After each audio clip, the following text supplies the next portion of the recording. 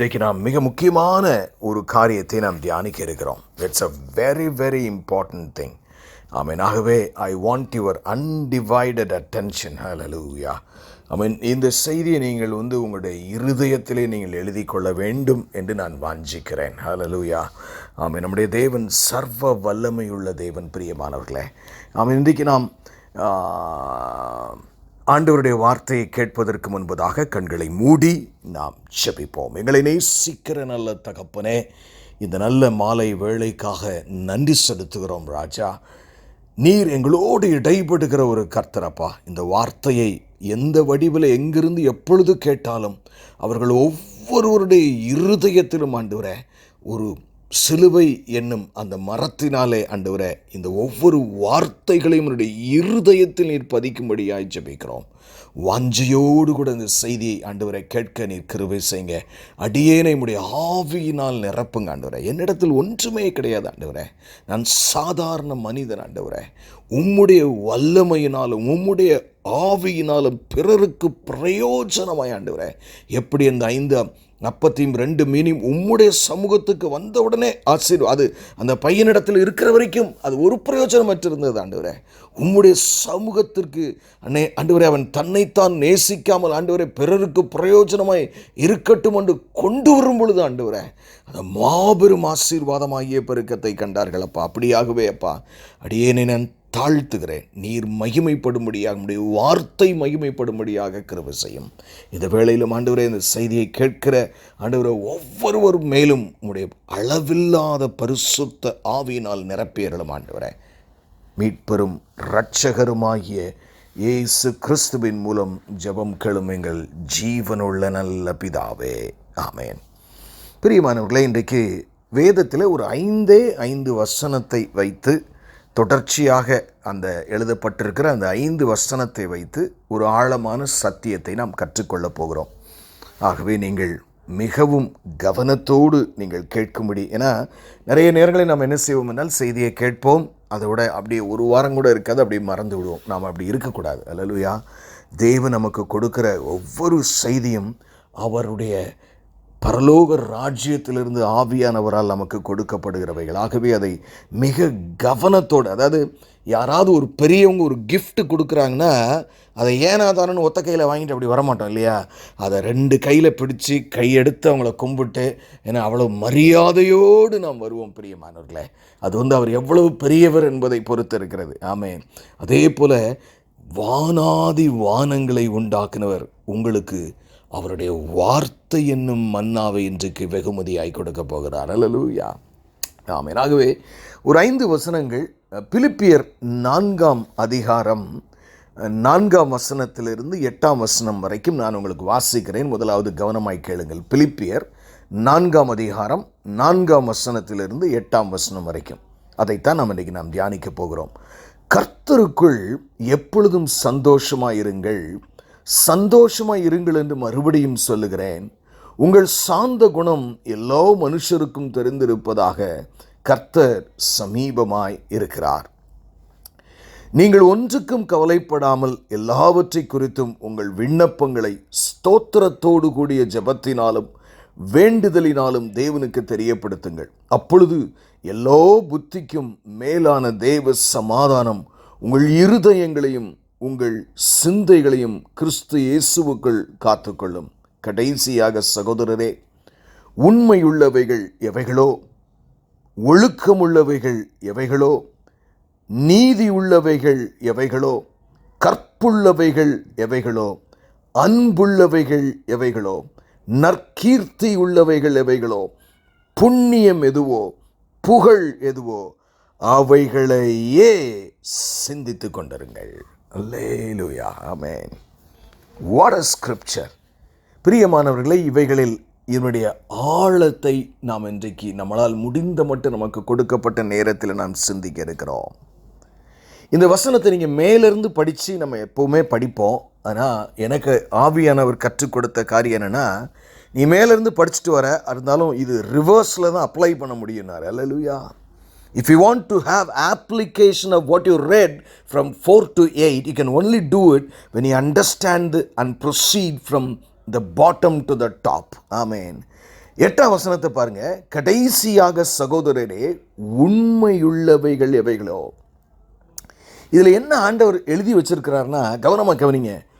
உங்களுடைய சிந்தை, அதாவது நீங்கள் எதை சிந்திக்கணும் எதை சிந்திக்க கூடாதுன்னு தீர்மானத்தோடு வாழ வேண்டும் என்று இந்த வேத வசனம் நம்மை அழைக்கிறது. ஏன்னா இது வேத வசனம் அங்கே சுருக்கமாக எழுதப்பட்டிருக்கிறது. You should decide first of all what not to think. நான் எவைகளை சிந்திக்க மாட்டேன் என் வாழ்க்கையில் என்பதை மிக உறுதியோடு நீங்கள் இருக்கும்படியாய் ஆவியானவர் இன்றைக்கு உங்களை அழைக்கிறார். இது ரொம்ப ரொம்ப முக்கியம். அதுக்கு தான் அதை என்ன நமக்கு சொல்லப்பட்டிருக்குன்னா, பாசிட்டிவ் அந்த வசனம் எழுதப்பட்டிருக்கிறது. உண்மையுள்ளவைகள் எவைகளோ. நீங்கள் எதை சிந்திக்கணும்? வாழ்க்கையில் உண்மையுள்ளவைகளைத்தான் நீங்கள் சிந்தித்து கொண்டே இருக்க வேண்டுமாம். அப்போனா என்ன அர்த்தம்? உண்மையற்ற காரியங்கள், எத்தனை காரியங்கள் நெட்டிலோ வாட்ஸ்அப்பிலோ நண்பர்கள் மூலமாக உறவினர் என்னென்ன டன்னாக வந்தால் கூட அதை நீங்கள் சிந்திக்கக்கூடாது. என்ன செய்யணுமா? ஆனால் அப்படி வரும். எப்படி அங்கிள் நீங்கள் சொல்கிறீங்க? அதெல்லாம் ஒரு மனுஷனுக்கு சாத்தியம் தானா? அதான் நல்லா தெரிஞ்சுக்கிங்க. நீங்கள் கடைபிடிக்க முடியாதுன்னு ஒரு காரியத்தை தேவன் தீர்மானித்திருந்தால் அதை வசனமாக உங்களுக்கு கட்டளையாக எழுதவே மாட்டார். உங்களால் முடிகிற ஒன்றைத்தான் வேதாகமும் நமக்கு சொல்லுகிறது. எவைகளெல்லாம் வேதத்தில் இதை செய்யுங்கள் என்று தேவன் எழுதி வைத்திருக்கிறாரோ அத்தனையும் உங்களாலும் என்னாலும் செய்யக்கூடியவைகளே. நாம் இருதயத்திலே உறுதியாயிருக்க வேண்டும். அப்போ உண்மை உள்ளவைகள் எவைகளோ அதை தான் நம்ம சிந்திக்கணுமா? அப்படின்னா என்ன அர்த்தம்? உண்மை இல்லாதது எத்தனை முறை பிசாசு நம்முடைய மூளையில் அம்புகளை ஏவினாலும் அப்பாலே போ சாத்தானே, ஐ டெர்மினேட், நான் இவைகளை சிந்திக்க முடியாது என்று நாம் சொல்ல வேண்டும். நிறைய பேர் விசுவாசிகள் இன்றைக்கு சமாதானம் இல்லாமல் ஒருவேளை கவலையோடும் கண்ணீரோடும் இருக்கிறதுக்கு காரணம் என்னன்னா, அவங்களுடைய சிந்தனா சக்தி, அவங்களுடைய திங்கிங்கை கண்ட்ரோல் பண்ணவே மாட்டாங்க. என்னென்னலாம் பிசாசு அள்ளி எரிகிறோன்னா அதெல்லாம் வாங்கி வாங்கி கொண்டாடா, இன்னும் கொண்டான்னு சொல்லி வாங்கி அவர்கள் அப்படியே அந்த கவலையிலும் பயத்திலும் மூழ்கி விடுவார்கள். அப்போ நீங்களும் நானும் எப்படி இருக்கணுமா பிரியமானவர்களே? எதை சிந்திக்கக்கூடாது என்பதில் முதலாவது நீங்கள் உறுதியாக இருக்க வேண்டும். நான் ஆண்டவருடைய பிள்ளை, நான் பரிசுத்த ஆவியினால் நிறைந்தவள், நான் பரலோக ராஜ்யத்திற்கு செல்லுகிற ஒரு மகன், நான் இவைகளை சிந்திக்க கூடாது. நான் ஏன்னா வேத வசனம் சொல்லுகிறது, கிறிஸ்து இயேசுவில் இருந்த சிந்தையே உங்களுக்குள் இருக்க கடவுது.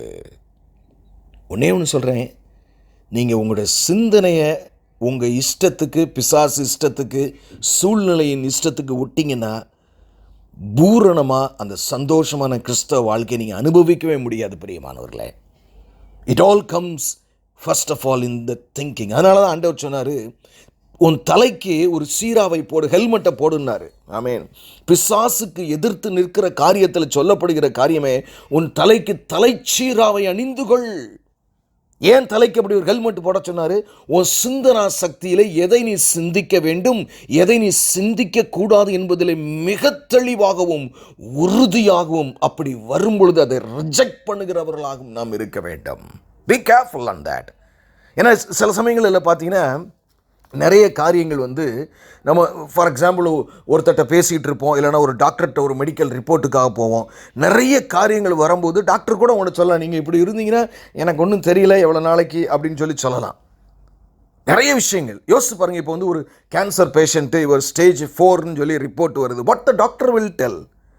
எனக்கு அருமையானவர்களே, நிச்சயமாக எப்படிப்பட்ட பொல்லாத வியாதியும் தேவன் குணமாக்க வல்லவராக இருக்கிறார்.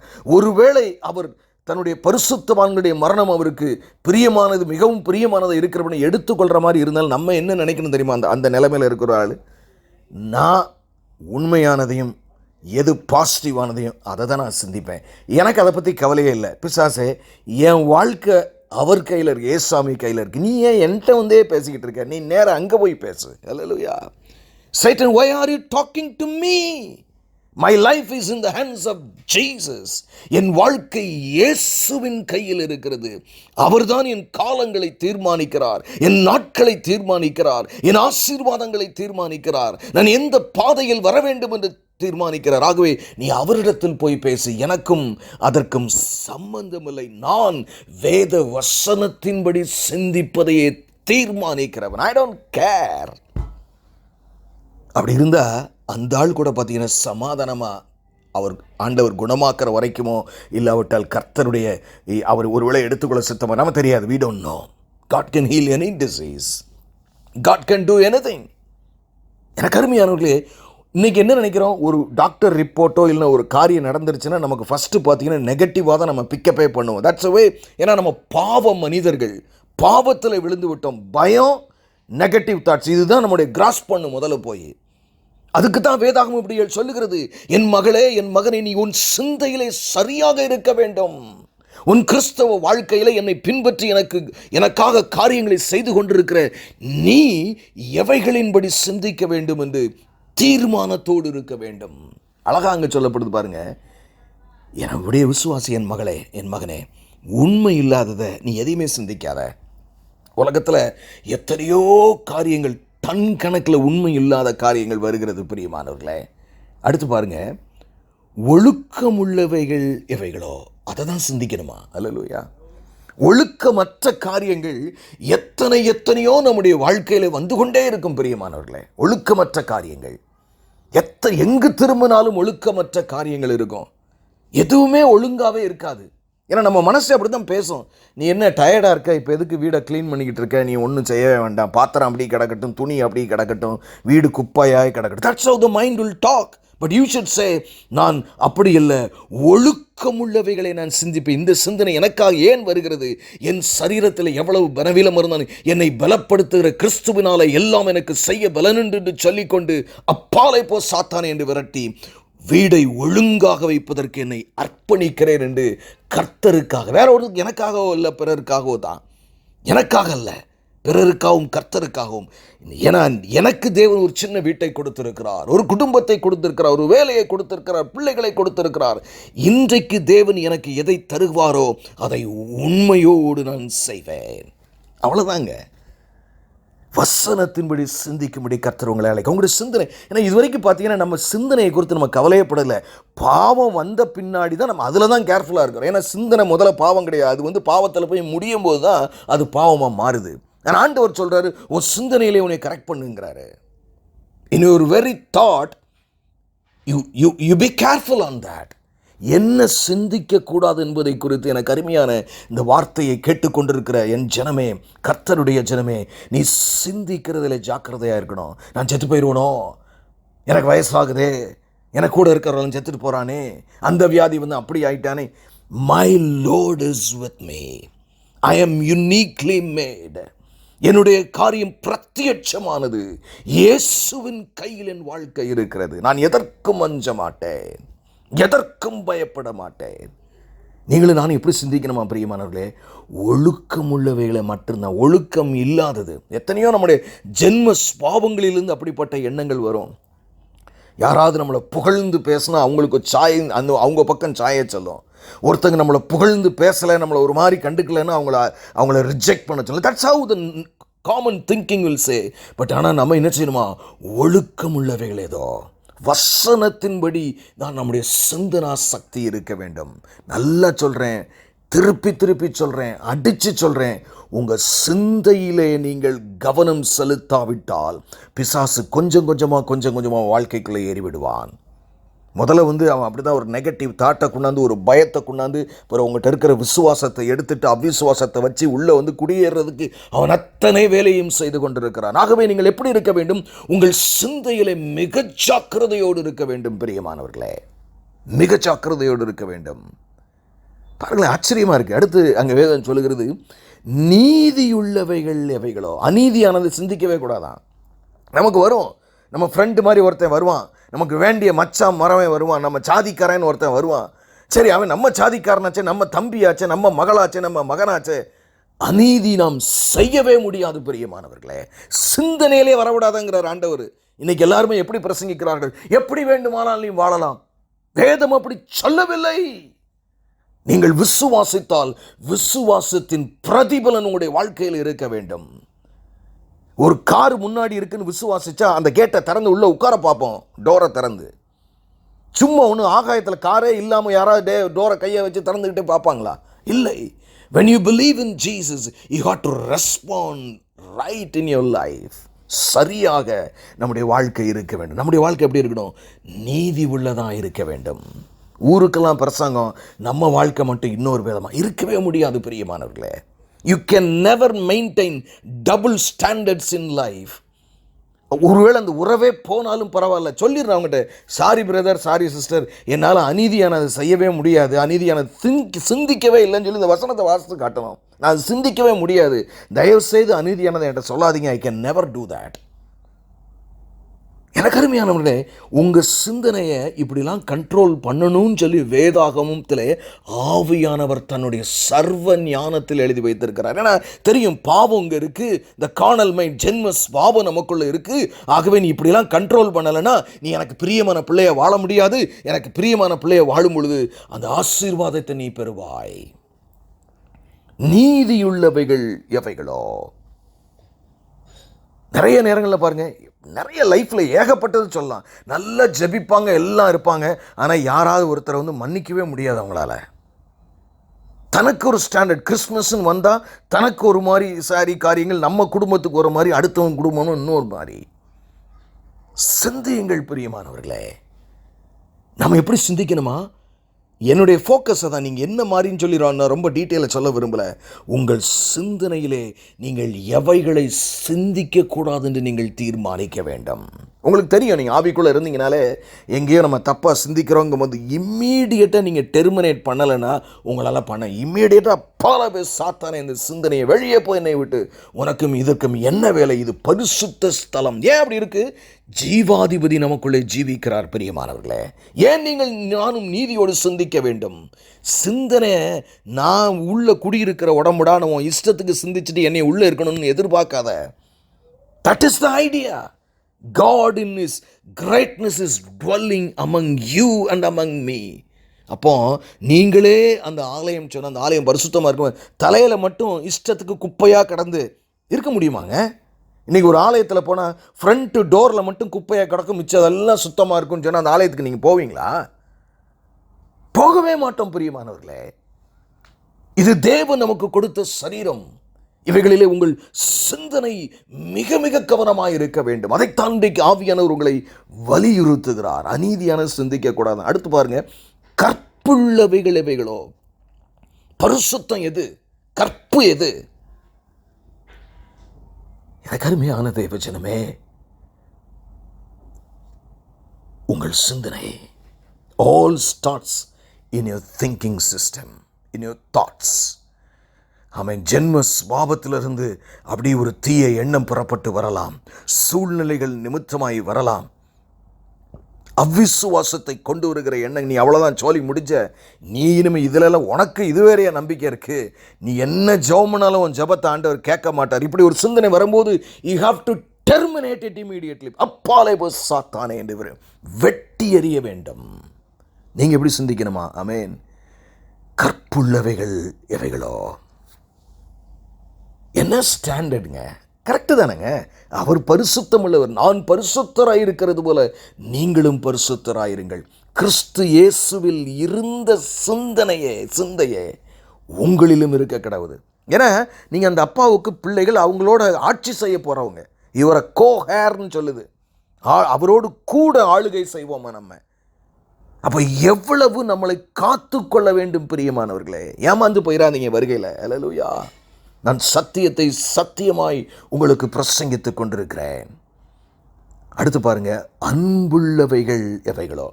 அன்பில் ஒரு காரியத்தை நீங்கள் செய்ய போகிறீங்க, இல்லைனா சிந்தனை ஓடிக்கிட்டு இருக்கு மைண்ட்லனா, அது உடனே நீங்கள் அனலைஸ் பண்ணி இது உள்ள அன்பானதா அநீதியானதா? ஆனால் சில நேரங்கள் பார்த்தா சில அரசியல் தலைவர்கள் சில காரெல்லாம் பார்க்கும்போது இவெல்லாம் அப்படின்னு ஒரு பயங்கரமான அழிவுக்குரிய சிந்தனை வரும். உடனே டெர்மினேட் பண்ணிடுதான். இது அன்பினால் நிறைந்ததில்ல. பேதுருவுக்கு வந்துச்சு, ஆண்டவரே பட்டயத்தை ஊற்றி ஒரே வெட்டிடுறேன், காதரை 2 துண்டா வெட்டினா. ஆண்டவர் சொன்னார், பட்டயத்தை எடுத்தவன் பட்டயத்தாலே சாவன். நீங்கள் என்ன ஆவி உடையவர்கள் என்று அறியீர்களா? வேதவசனம் நமக்கு அதுதான் சொல்லுது. என்ன ஆவி உடையவர்கள் என்று நீ அறியீர்களா? அப்போ என்ன அர்த்தம் தெரியுமா? நீங்கள் அதை நினச்சி உங்களுடைய சிந்தனையை சரி செய்ய வேண்டும். ஆமென். அன்புள்ளவைகளை மட்டும்தான் நான் சிந்திப்பேன். அன்பற்ற காரியங்கள் 1000 வரலாம் எனக்கு, உடனே வெட்டிடுவேனேனா? உடனே வெட்டிடுவேனா? சிந்திக்கவே மாட்டேன். அன்புள்ளவைகள் எவைகளோ, ஆமேன். அடுத்து பாருங்க, நற்கீர்த்தி உள்ளவைகள் எவைகளோ, ஆமேன். நல்லா கீழ்ப்படிதலோட பரிசுத்தமாக வாழ்ந்தா தானே நற்கீர்த்தி. ஆமேன். தேவனுக்கு மகிமையை கொண்டு வருகிற புண்ணியம் எதுவோ, புகழ் எதுவோ, அவைகளையே சிந்தித்து கொண்டிருங்கள், அவைகளையே சிந்தித்து கொண்டிருங்கள், அவைகளையே சிந்தித்து கொண்டிருங்கள். எவ்வளவு ஆழமாக வேதம் சொல்லுகிறது என்று பாருங்க. எனக்கு அருமையானவர்கள், நீங்கள் இப்படி உங்கள் சிந்தனையில் எதை சிந்திக்கக்கூடாது, எதை சிந்திக்கணும்னு தெளிவான முடிவோடு இருந்து அதை டெர்மினேட் பண்ணிக்கிட்டே இருந்தீங்கன்னா, அடுத்த ஸ்டெப்பு பார்த்தீங்கன்னா, ஆமேன் ஆமேன், 6ஆம் வசனத்தை வாசிக்கிறேன். அதில் நிறைய விஷயம் இருக்குது. ஆனால் எனக்கு டைம் லிமிட்டில் நான் ஒரு 3 காரியத்தை சொல்கிறேன். நீங்கள் ஒன்றுக்கும் கவலைப்படாமல் இருக்கு. நீங்கள், எனக்கு அருமையான தேவஜனமே, உங்கள் சிந்தனையை சரியாக கண்ட்ரோல் பண்ணலைன்னா நீங்கள் கவலைப்படாமல் இருக்கவே முடியாது. கண்டிப்பாக கவலைப்படுவீங்க.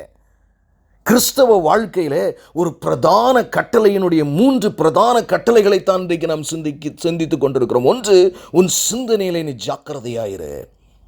உன் சிந்தனையில் ஜாக்கிரதையாயிரு. முதல் காரியம், எவெல்லாம் சிந்தனையில் ஜாக்கிரதையாக இருக்கணும் அவனாலெல்லாம் ஒன்றுக்கும் கவலைப்படாமல்ங்க. சில விஷயங்கள் கவலைப்பட்டு தானே ஆகணும், அப்படி பைபிள் சொல்லலை. நீங்கள் தேவனுடைய பிள்ளை, கர்த்தருடைய பிள்ளை. நீங்கள் கவலைப்படுகிறது தேவ சித்தம் அல்ல. நீங்கள் ஒன்றுக்கும் கவலைப்படாமல் இருக்க முடியுமாங்க? அது ஸ்தோத்திரத்தோடு கூடிய ஜெபத்தை நம்ம செய்யும் பொழுது தேவ சமாதானம், எல்லா புத்திக்கும் மேலான தேவ சமாதானமே ஆளுக்கொள்ளும். ஆனால் என்ன அவசியம் தெரியுமா? உங்கள் சிந்தனையில் நீ கரெக்டாக இல்லைன்னா நீங்கள் கவலைப்படாமல் இருக்கவே முடியாது. நீங்கள் கவலைப்பட்டுகிட்டே இருக்கிற வரைக்கும் அந்த என்னதான் நீங்கள் ஜெபம் பண்ணி ஸ்தோத்திரம் பண்ணாலும் அந்த சமாதானம் உங்களுக்குள்ளே வராது. கிறிஸ்தவ வாழ்க்கையின் மேன்மையே அதுதான் பிரியமானவர்களே. உங்களால் மட்டும்தான் அந்த உலகத்தில் கவலைப்படாமல் இருக்க முடியும். ஆனால் எத்தனை கிறிஸ்தவர்கள், விசுவாசிகள் இன்றைக்கு நான் கவலைப்படாமல் இருக்கிறேன்னு சொல்ல முடியும்? காரணம், அவங்க எல்லாரும் தன் சிந்தனையிலே வீணராய் போனவர்கள், தன் சிந்தையை சரியாக கட்டுப்பாடு பண்ணாதவர்கள். இன்னும் அழகாக சொல்லப்போனால், இன்றைய காலத்தில் சொல்லப்போனால், உங்கள் சிந்தையிலே விருத்த சேதனம் உள்ளவர்களாய் நீங்கள் இருக்க வேண்டும். அதைத்தான் வேதாகமம் உங்கள் இருதயத்தில் விருத்த சேதனம் உள்ளவர்களாக இருங்கள் என்று சொல்லுது. சிந்தையில் நீங்கள் விருத்த சேதனம் உள்ளவர்களாக இருக்கணும்.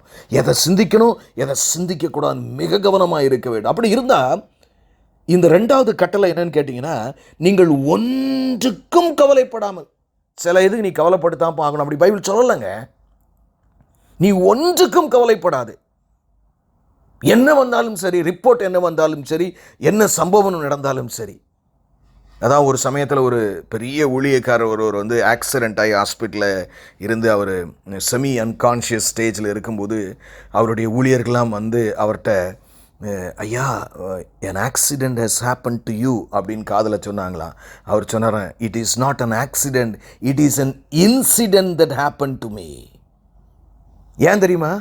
இஸ்ரவேலின் தேவனுக்கு தெரியாத ஒன்று உங்கள் வாழ்க்கையில் ஒரு முடி கூட கீழே விழாதுங்க. ஒரு முடி கூட.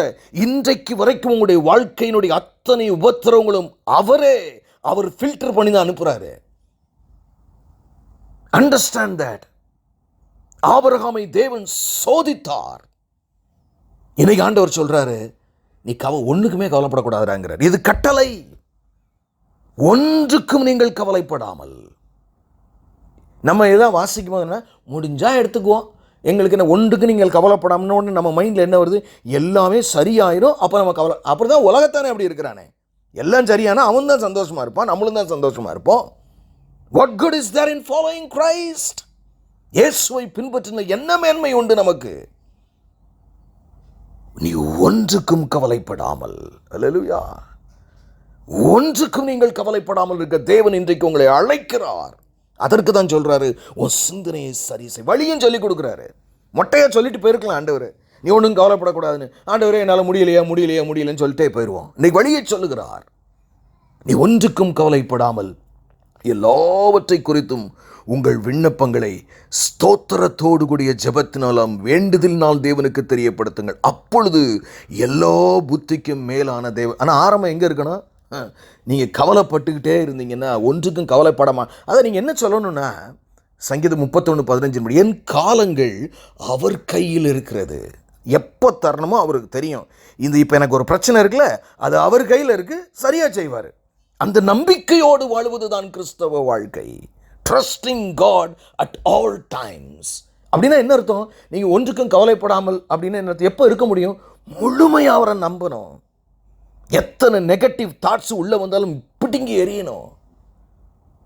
என் காலங்கள், என் உபத்திரவங்கள், என் கண்ணீர்கள், என் வேதனைகள் அவர் கரத்தில் இருக்கிறது. அப்போ நல்லா தெரிஞ்சுக்க பிரியமானவர்களே, நானா சொல்லலை, வேதம் அப்படி சொல்லி, நீங்கள் ஒன்றுக்கும் கவலைப்படாமல். அப்படி இருக்க முடியுமா? அதுதாங்க ஒரு கிறிஸ்டியனுடைய கிரேட்டஸ்ட் ப்ரிவிலேஜ். இன்னைக்கு அந்த privilege is not seen in among the believers today. விசுவாசிகளின் மத்தியிலே அந்த அந்த பிரயோஜனமான காரியத்தை இன்றைக்கு பார்க்க முடியவில்லை. இவனும் மூஞ்சை தூக்கி வச்சுட்டு தான் இருக்கான், உலகத்தானும் மூஞ்சை தூக்கி வச்சுட்டு தான் இருக்கான். அவனுக்கு ஏதாவது கிடைச்சனா சந்தோஷமா இருக்கான், இவனும் அப்படிதான் சந்தோஷமா இருக்கு. What difference you have? We have only changed the name of God, not the life, not in faith. எனக்கு அருமையான தேவ ஜனமே, கண்ணீரோடும் ஆவியோடும் நான் உங்களோடு பேசுகிறேன். நீங்கள் ஒன்றுக்கும் கவலைப்படாமல் இருப்பது தெய்வ திட்டம். என்ன வந்தாலும் சரி, அவர் கையில் ஒப்பு கொடுத்துட்டேன். நிச்சயமாய் தேவன் அதை நலமாக நான் வெட்கப்பட்டு போகாமல் எனக்கு செய்வார். Trust God at all times. Trust God at all times. இயேசுவை முழுமையாக நம்பி வாழ்க்கை அவர் கையில் இருக்கும்போது, அவர் உயிர் உள்ள தெய்வங்க, அவரால் எது வேணுமானாலும் செய்ய முடியும். அவர் உங்களை நேசிக்கிறாரு. அப்படி இருக்கும்போது அவர் உங்களுக்கு தீமை செய்வாரா? இந்த தீமையும் நன்மையாக முடியும். அதனால தான் வேதாமத்தில் ரோமரில் 8 அப்படி எழுதப்பட்டிருக்கிறது பிரியமானவர்களே. அவரிடத்தில் அன்பு கூறுவர்களுக்கு சகலமும் நன்மைக்கு எதுவாகவே நடக்கிறது. ஏன் அப்படி எழுதியிருக்கு? உங்கள் வாழ்க்கை அப்படியே கையில் வச்சிருக்கிறார். நீங்கள் என்னைக்கு சாவீங்கன்னு ஆண்டவருக்கு தெரியும். இன்னும் என்னென்ன பிரச்சனை வரப்போகுதுன்னு ஆண்டவருக்கு தெரியும். நீங்களும் நானும், நம்முடைய டியூட்டி என்ன தெரியுமா? ஒன்றுக்கும் கவலைப்படாமல் இருப்பதுதான் நம்முடைய டியூட்டி. எனக்கு அருமையான தேவஜனமே, இது இஸ்ரவேலின் தேவனுடைய வார்த்தை. ஹல்லேலூயா. வானத்தையும் பூமியும் படைத்தவருடைய வார்த்தை. உங்கள் வாழ்க்கையும் காலத்தையும் தன் கையில் கொண்டவருடைய வார்த்தை. அவர் சொல்லுகிறார், என் மகளே, என் மகனே, நீ ஒன்றுக்கும் கவலைப்படாதே. அப்படி நீங்கள் வந்த பின்னாடி அடுத்து பார்த்தீங்கன்னா 4ஆம் வசனத்தை பாருங்கள். அப்படி மேலே ஏறி வாங்க. கர்த்தருக்குள் எப்பொழுதும் சந்தோஷமாயிருங்கள், சந்தோஷமாயிருங்கள் என்று மறுபடியும் சொல்லுகிறார். எதெல்லாம் ஆண்டவர் மறுபடியும் சொல்கிறாரோ அது ரொம்ப முக்கியம். அப்படின்னா என்ன அர்த்தம்? என் பிள்ளைகள் இந்த உலகத்தில் சந்தோஷமாக தான் இருக்கணும் அப்படின்னு எழுதி வச்சிருக்காருங்க. இதுக்கு கீழ்ப்படியாததே பாவம் தானங்க. யோசிச்சு பாருங்க. அவருடைய வசனத்தின்படி நம்ம வாழாமல் போகிறோமே. அப்போ எப்பொழுதும் சந்தோஷமாயிருங்கள். வேலை இருந்தாலும் வேலை இல்லாட்டாலும், அதுதான் எழுதினான் அவன் பக்தன். அத்திமரம் துளிர் விடாமல் போனாலும், ஆட்டு தொழுவத்திலே மந்தைகள் இல்லாமல் போனாலும், என்ன நடந்தாலும் எனக்கு பரவாயில்ல, நான் கர்த்தருக்குள் மகிழ்ச்சியாயிருப்பேன். காரணம், அவன் தன் சிந்தனையை கட்டுப்பாடு பண்ணினவன். அவன் ஒன்றுக்கும் கவலைப்படாமல் தேவனை முழு நம்பிக்கையோடு நம்பினவன். அவன் மாத்திரமே சந்தோஷமாயிருக்க முடியும். என வேதாகமத்தில் எழுதப்பட்டதில் உங்களுக்கு கொடுக்கப்பட்ட கட்டளை நீங்க செய்யணும். அவரா ஒரு பெரிய அப்படியே பனி மாதிரி இறங்கி அப்படியே, நிச்சயம் அதெல்லாம் இருக்கு. You have to accept it. நான் ஏற்கனவே ஆரம்பத்தில் சொன்னேன், ஒரு விலையேறப்பட்ட கிஃப்ட் ஆண்டவர் கொடுக்குறான்னு, you have to receive it. அப்போ என்ன செய்யணும்? 3வது காரியம் என்ன? முதலாவது பார்த்தோம், நம்ம சிந்தனையில் எதை சிந்திக்கணும், எதை சிந்திக்கக்கூடாதுன்னு நம்ம தீர்மானமாக முடிவெடுத்து இருக்கணும்னு. 2வது, நம்ம ஒன்றுக்குமே கவலைப்படாமல் இருக்கணும், கர்த்தரை முழு நம்பிக்கையோடு நம்பி. 3வது காரியம், எப்பொழுதுமே நான் சந்தோஷமாக தான் இருப்பேன். எனக்கு என்ன நடந்தாலும் சரி, யார் என்னை கேவலமாய் பேசினாலும் தெரியும், 1000 பேர் என்னை கேவலமாய் பேசினால் நான் கர்த்தருக்குள் மனமகிழ்ச்சி. ஏன்னா நான் நம்புறேன் அவரை. ஹல்லேலூயா. என் தேவன் என்னை வெட்கப்பட விட மாட்டார்.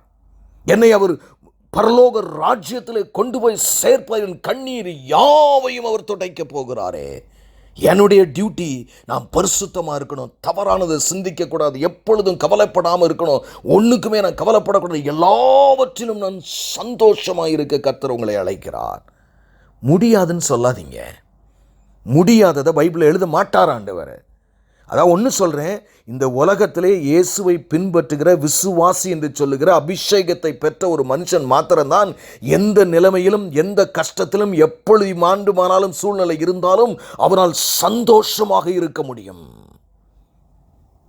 அதை அடகு வச்சுட்டு கிறிஸ்தவ வாழ்க்கை வாழ்ந்தா அது கிறிஸ்தவ வாழ்க்கை இல்லை, வேற ஏதோ வாழ்க்கை. இந்த மூன்றிலும் கவனமாக இருக்கிறவன் உங்களை பார்த்தாலே எல்லாரும் நிப்பாட்டி கொஞ்சம் இங்கே வாங்கலேன், நீங்கள் எப்படிங்க இவ்வளோ சந்தோஷமாக இருக்கீங்க, என்ன விஷயம் தயவுசெய்து kindly tell me. will they not ask you? that is the time you have to present the gospel to them. ஒன்றுமே சொல்கிறதில்ல, ஒரு காரியத்தை நம்ம செய்கிறதில்ல, ஆனால் வெறும் வார்த்தையை மட்டும் அவன் நம்ம கேட்டதை வச்சு மனம் திரும்பிட்டு போகணும்னு நினைக்கிறோமே, நமக்கே சரியாக இருக்கிறதா பிரியமானவர்களே? அப்போ நீங்களும் நானும் என்ன செய்யணும்? இது எப்போ முடியும்? அதுதான் பாயிண்ட்டு. நான் எப்பொழுதுமே சந்தோஷமாக இருக்கிறது தேவனுடைய கட்டளை, நான் கண்டிப்பாக சந்தோஷமாக இருப்பேன். ஆனால் என் சிந்தையை நான் முதலாவது சரி செய்யணும். ரெண்டாவது, நான் ஒன்றுக்குமே கவலைப்படக்கூடாது. அடுத்து, நான் ஸ்தோத்திரத்தோடு ஸ்தோத்திரம் பண்ணிக்கிட்டே ஜபத்தில் இருக்கணும். என் நம்பிக்கை முழுசு அவர் மேலே. நான் எதுக்கும் கவலை, என் பிள்ளைகளை குறித்து கவலையே இல்லை, என் எதிர்காலத்துக்கு கவலையே இல்லை, நான் எப்போ சாவேன் கவலையே இல்லை, எனக்கு ஊழியம் கவலையே இல்லை, அது கொடுத்தா செய்வேன், இல்லை நான் சும்மா இருப்பேன். Nothing wrong in that thinking. பிரியமானவர்களே, நீங்கள் எப்பொழுதும் சந்தோஷமாக இருங்கள் என்று மறுபடியும் உங்களுக்கு சொல்லுகிறேன். அல்லேலூயா. மறுபடியும் உங்களுக்கு சொல்லுகிறேன், நீங்கள் சந்தோஷமாக இருப்பதே தேவனுடைய திட்டம். இதை குறித்து இந்த ஒரு வசனத்தை, சந்தோஷமாக இருங்கள்ங்கிற வசனத்தை வச்சு நான் என்னுடைய நோட்ஸ் எடுத்து பேனாவை தான் படித்தேன். pages went by. நானே என் மனைவி கூட்டு நான் பேசாமல் புக்கு எழுதலாம் போல நினைக்கிறேன். அவ்வளவு கருத்துக்களை எனக்கு கொடுத்துருக்காரு. அந்த இதுவரைக்கும் வேறு எந்த வசனத்துக்கும் அவ்வளவு கருத்துக்களை எனக்கு கொடுக்கலாம். அவ்வளவு ஆலோசனைகளை ஆவியானவர் எனக்கு கொடுத்துருக்கு. நான் அதை பிரசங்கிக்கவில்லை. அது ஒரு நாள் உங்களுக்கு ஒருவேளை அது முழுமையடையும் பொழுது நான் வரும் என்று நினைக்கிறேன் கர்த்தருக்குள்ளே. எனக்கு அருமையான தெய்வஜனமே, எவ்வளவு வல்லமையுள்ள வார்த்தைகள்! இதை கேட்பதற்கு அநேகரை நீங்கள் அந்த சுவிசேஷத்தின் நிழலிலே, சிலுவையின் நிழலிலே கொண்டு வந்து நிறுத்துவது உங்களுடைய கடமை. அது இல்லையே, இது இல்லையே, அவனை மாதிரி நான் இல்லையே, இவனை மாதிரி நான் எவனை மாதிரி நான் இருக்கணும்னு அவசியம் இல்லை. நான் என் இயேசு என்னை எப்படி வணைந்திருக்கிறாரோ நான் அப்படி இருக்க என்னை அர்ப்பணித்திருக்கிறேன். என் நல்வாழ்வை அவர் பொறுப்பேற்றிருக்கிறார். என் துக்கத்தை அவர் கையிலே ஏற்றுக்கொண்டிருக்கிறார். அவர் என் பாவங்களுக்காக சிலுவிலே மரித்திருக்கிறார். நான் எதற்கையா அழுது கொண்டே வாழ வேண்டும்? Maybe that is natural. நீ அழவே கூடாது நான் சொல்லலை. ஆனால் எப்பொழுதும் சந்தோஷமாயிருங்கள் என்று வேதாகமம் சொல்லுகிறதே.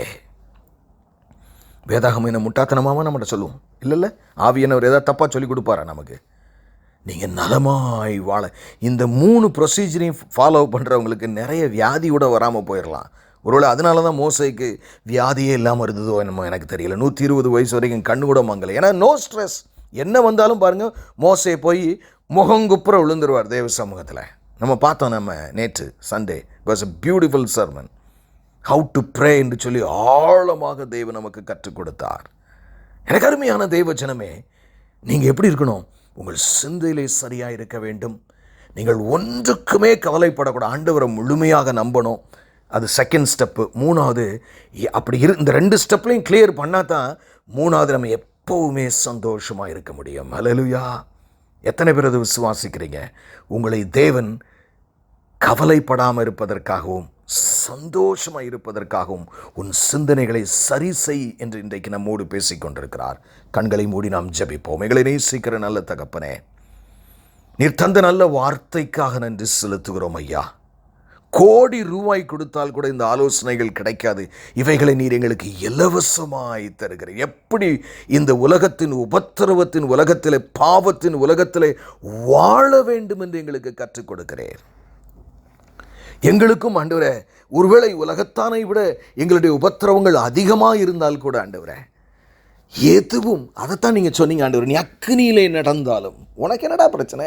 அக்னி பாட்டுக்கு போகட்டும், நீ எனக்குள்ள சந்தோஷமா இருடா.